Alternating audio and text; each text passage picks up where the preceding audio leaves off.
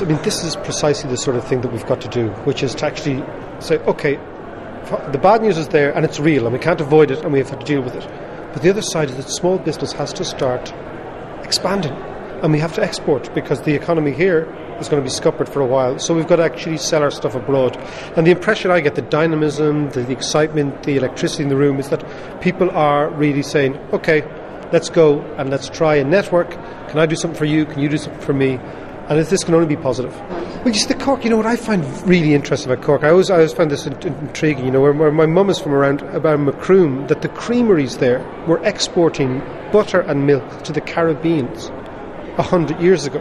So this place has always been linked, and I've always been intrigued. This Cork always seemed to me to be more linked to the rest of the world than other parts of Ireland, and actually less insular than other parts of Ireland. And the evidence is there. If you look at all the Cork merchant princes, they were merchant princes because they were merchants first. They were exporters. So it's a long, long tradition here. And what has obviously happened in Cork is that over the last couple of years, particularly the pharmaceutical areas and particularly the chemical areas have grown hugely, with the likes of Pfizer and these places. So there's a good base here, but like everybody, we've got to deal with the collapse of construction and the credit crunch.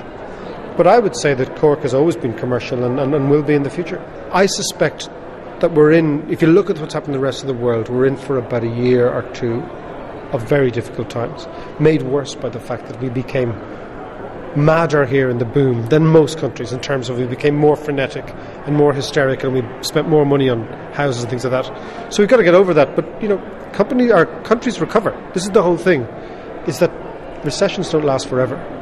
So you've got to think about how do we get out of it and what's it going to look like in a few years' time rather than end up in the machinations and the recriminations of now. I think the secret is always, in anything you do, is to be different. To look at your competitors and say, what are they doing? How are they selling their product? And be completely different. And that just comes from self-confidence and a little bit of self-esteem and not to be worried.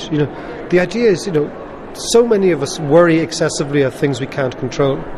And I think for businesses, the key thing is to be totally different from your competitors and to stand out from the crowd. And if you can do that, you not only survive, you'll thrive. If you can start and survive a downturn, you're going to be in great shape when things turn around.